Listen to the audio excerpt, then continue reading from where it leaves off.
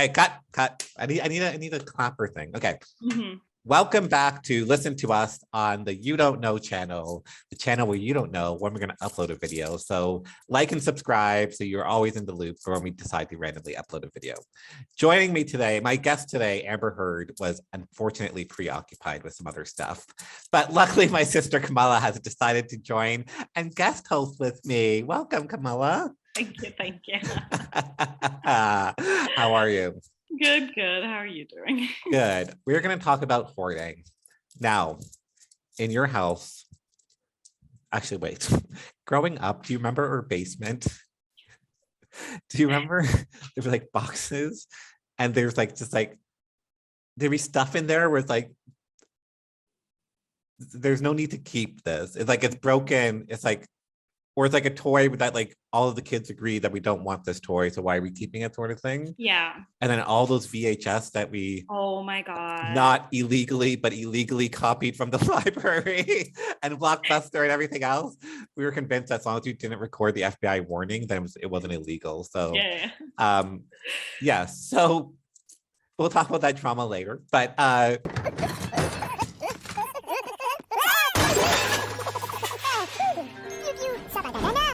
today in your house, are you stockpiling, hoarding? And also, mind you, we are in a pandemic, so I don't think it's a bad idea to be like hoarding, you know, reserves. No, so I do have no, I wouldn't say I hoard, but I do stockpile like things like certain foods and like I do have a decent amount of toilet paper. Do you have a Costco membership? Cam, what is this place? You got it. Mitchell, I found the diapers. They're over here. Cameron, guess what I found? Coffins. They sell baby formula and they sell coffins. You can literally buy everything you need from birth to death. Oh my God. No, but Rick's mom does, and so I do have the Costco toilet paper and stuff. But I will say, because of our childhood, I'm anti-hoarding everything else. Like everything, like slightly garbage, slightly whatever. I'm like, throw it out. We don't need it. It's not going to be fixed. It's not going to be like I am just gone. It's done. It's over. Like kind of to the extreme where sometimes Rick's like, oh well, let's just wait and see. I'm like, no. And like Rick is reasonable where it would be like, oh, if we don't, we would get rid of. But I can't even risk it. I just need to get rid of it. But often that it's like, but that's exactly how hoarding starts. So it's like, oh, I don't need this cable, but I might need it later, so I'm gonna keep it for a few weeks. If I don't need, I'll throw it out. And then a year goes by, and you haven't thrown it out. Instead, you add like 10 add other cables to it. I have all these old iPhone cables that I was like the ones like the big ones where it's like it doesn't fit any of my phones, and I was like, it's very frail. They're just like hanging out. It's like, why do I have this? And like I'll throw it out, and like I do like. I do my junk drawer, my kitchen drawer that's just like junk where it's like, maybe there's a paper clip in here that I need, but like usually there's nothing there I need, but I do that. But it's really bad with like boxes. And I think this is like an old age thing where it's like, he can't throw out a shoe box, he can't throw out an Amazon box. He's like, oh, I could use that for something. Yeah. And then for my birthday, he actually did end up using one of the boxes. He said, oh, he told me to throw this out, but I end up using this for your gift or whatever. And I'm like, okay, congrats. like I'm sure, like, you know what I mean? Like, I don't think this box saved your day. I think you could have thrown it out. Yeah. So, but like, yeah, I hoard to a point where I start getting anxiety and I'm like, I need to like burn my apartment down. And it's like I'll do like a deep clean. I'm not talking about like once a year. It's probably like once a month or once every month and a half. I'll just be like, today I'm just getting a big garbage bag. I'm just filling it up with shit. And even like clothes, like my closet, I have like all this stuff that's like I don't wear anymore. And it's not even that like, oh, maybe I'll become a size small again. It's more like, even if I became like, this isn't fashionable, you know what I mean? Like, this isn't, I wouldn't wear this anyways. So I am very much aware of doing that. Sometimes I do kind of regret that because I'm the same way. I get rid of clothes a lot quicker. And then sometimes I'm like, maybe I should have held on to that. But then I'm also like, really, how long am I going to think about this for? Move on. Yeah, exactly. And same thing with like like you're missing a cable or whatever you throw out. It's like, okay, fine. I don't have a box, like a nice shoe box, but it's like, oh well, like, you know what I mean? Like you move on, you know what I mean? It's like, yeah, it'd be nice to have that shoebox to wrap a gift, but I don't have it. So what's plan B? You know what I mean? It's like you just kind of move ahead with that. So yeah, I do think that now, do you have to yell at Rick to throw things out? Can I ask, is Yeah. Rick clean? Yeah, but not as much as I do. Not by any means. Like, I would say I handle Does like. he Mhm. put his clothes on the does he put his clothes in the laundry basket hamper? Like 30% of the time. The rest of the time, no. It is waiting. It is on the ground waiting. I think that, and I'm not trying to be like misogynistic or turning back feminism, but I do think that's a guy thing because I am clean, but when it comes to like, certain things, it's like, yeah, it's like I don't know, like my laundry basket's literally right there. So I'm like Yeah. hidden in some closet or something, like literally in the corner of my room, and it's like, but what if I need these jeans later? Or what if I wake up in the middle of the night and I want my socks? You know what I mean? If I'm going to leave my socks by my bed, or if I wake up and like freezing cold, it's like I want my socks right there, sort of thing. Yeah. So I just wonder if it's a guy thing that like, you know, oh, it's like marking your territory. That's what it is. It's like it's some alpha male bullshit of like, I need to mark my territory by like scattering laundry. Yeah. Yes. Do you have a basement? Yeah, but it's not finished. Like that is just. But is that like junk? Is that where you just store junk that you never think of? Yeah, to a degree, I would say like that's where I have my extra toilet paper and everything stored. And then also there is like, so I was really good when we moved in. I unpacked all of my boxes, like everything at boxes, and then they were broken apart, gotten rid of. But Rick has still a couple of boxes there of, I don't know. Just say something. Yeah. So me and Jeff will travel, like whether it's like a week long or like a weekend at a cottage, and like midweek he'll say, "Oh, I just did laundry from the weekend away," and I was like, "Really?" I'm just like slowly living out of my suitcase. You know what I mean? Like I'm not want to get home, be like, open my suitcase, put everything in the laundry. It's like my suitcase will sit like in the corner filled with stuff, and I'll just like be like, "Where's that shorts?" Oh, it's like, "Oh, it's in the suitcase. I'll go grab it." You know what I mean? It's a very slow, like it's not like a one day thing. It's like probably takes me like 2-3 weeks to like slowly empty out my suitcase, and it's like usually comes out of necessity. So I'm very proud of you for emptying out your boxes when you moved in, because I think I'd probably like it would be a slow process for me. I never want to go through it again. Like I never want boxes and moving and all that. And it's like, didn't I just put you away? Why am I unputting I'm just you away? I would pay someone to just move for me. Yeah. I don't think I could do that. Yeah. Yeah. But I'm glad that you learned that. Oh, also, Adam, our secret hoarders. No one's allowed in their basement. Actually, I don't. It's a big no.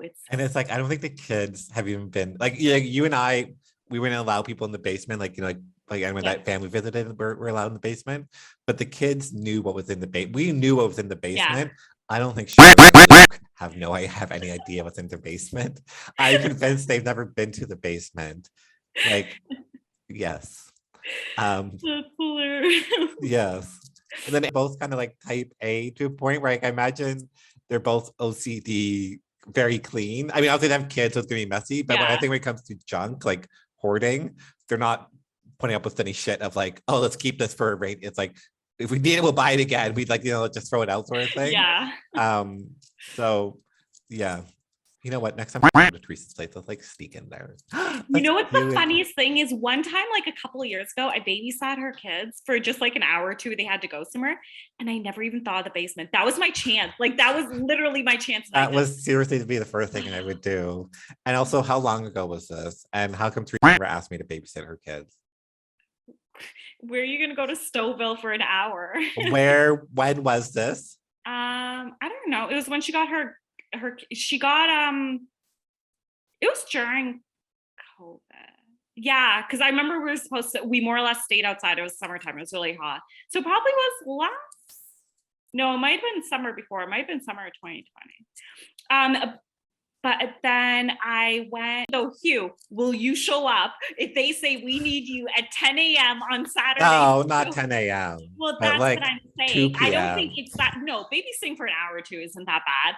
Although then it really makes you think about kids because I'm like, because then like, no, I 100%, I enjoy hanging out with kids. So nice. Like I love all of our nieces and nephew. But it's like, oh, you do this for 24 hours a day every day. like that's a lot. This is what I love about our topics is that we're talking about hoarding, also we're talking about like kids. It's like that's not what we're talking about right now, okay? Can I just say something? And I'm going to say something that I think everyone thinks, but no, it's like it's too taboo to say.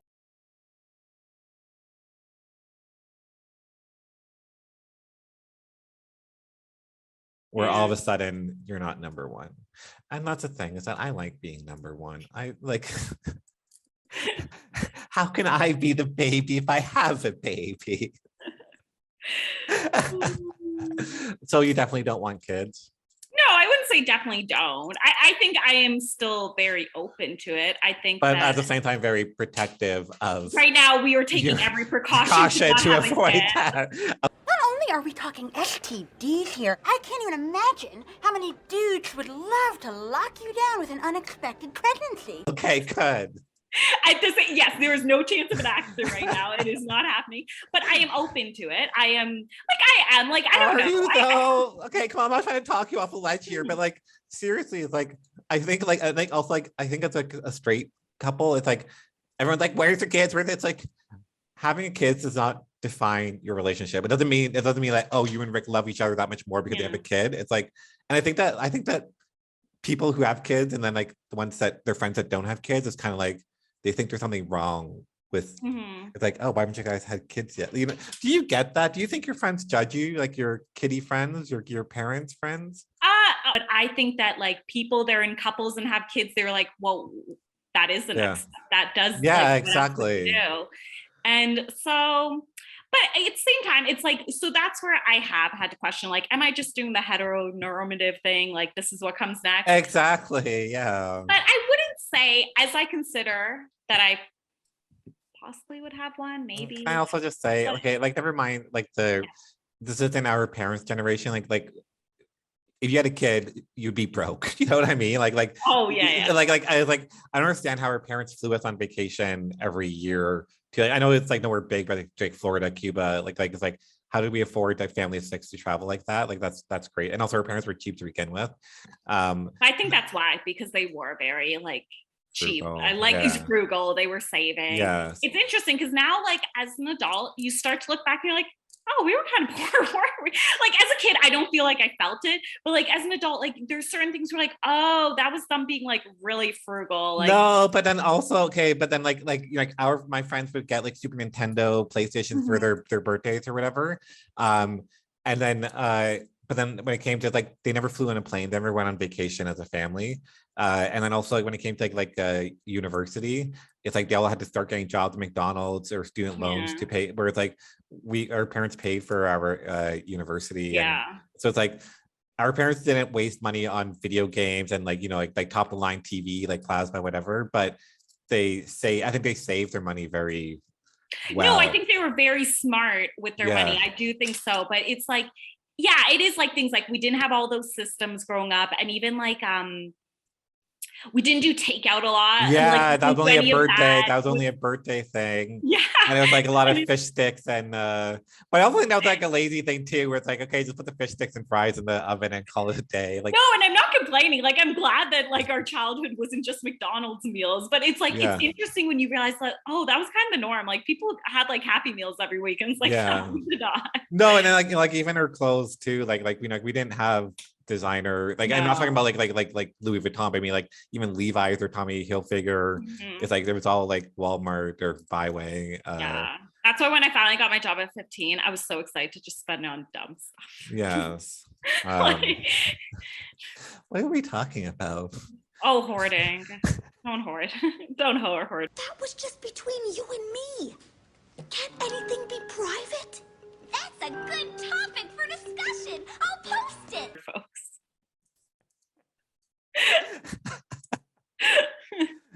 No, but one thing I don't, how much money has mom given to those families, those households? And I was like, okay, you're not gonna have to worry about giving me X amount of dollars for a wedding or a baby shower. It's like, I am actually the least expensive kid in this family. So I just remind her that every time it comes to Christmas or whatever, be like, just remind you, I didn't have a wedding. So when you write that check, yes. I didn't have a wedding either. I'm sure she gave you money afterwards. Yeah, but you know, like it does seem like Amber Heard was kind of lying. And it's a shame because it's like, you know, like we want to believe women, but then this gets used like thrown in, like this gets used against women, like, oh, who's to say she's not being like Amber Heard? So it's like it's kind of like, you know what I mean? It's like women like her that make women hate other women. So Yeah. No, for sure. yes. Oh, we should keep that. Okay, we'll keep that as a tidbit at the end. Women like her make a other show called You Don't Know. Listen to us. Listen to us. Listen to us. Yeah. Okay. Boom. Okay. Welcome back to Listen to Us on the channel You Don't Know. Join to wait. Need a name. Oh, Drag reading they had for kids, which I thought was delightful, especially like Tottenham. We're such a small town. It's like, yes. No. Okay, save that story for next week, or preview for next week's episode about Pride. We're gonna gay it up, sister. Okay. So be prepared to reveal all your lesbian experience. It'll be fun. Or make some up. I might the asshole story. It was, well, it wasn't even like the story was okay, but it was the top comment that like appeared on other Reddits because of how funny the comment was it was like, oh my God, it was talking about like, I forgot what the story was. It was something to do with, I don't know. The person was definitely the ass. Yeah, I feel like this is like a terrible recap of the story because you've given me no details yet. Sorry, I want to be on your side. I want to be on your side, Kamala, but you have to give me something to be on your side. So there's a top comment. Okay, keep going. Oh my God. Okay, let me find it. God. Oh my gosh. I don't know if I'll be able to find it. I know I sent it to Rick, but Can you pinch the underside of your boob and tell me if you feel it? I just want to know if this is like a real thing or if it's just some TikTok thing that's not really true. What do you mean? Just pinch the underside of your boob and tell me if you feel it. Why wouldn't I feel it? I don't know. TikTok says you wouldn't feel it. Why? That's what I was saying. I was like, of course you would feel it. It's your body. Yeah. But they're acting like they don't. So it's just a gag. It's just one of those things that make us, it's a trick to make people think, you know, Yeah. you have to watch out for that fake news, man. Because I was like, of course you would feel it. Like you. Yeah, it's your skin. You have senses. Exactly. Yeah. Yeah, That's well. weird.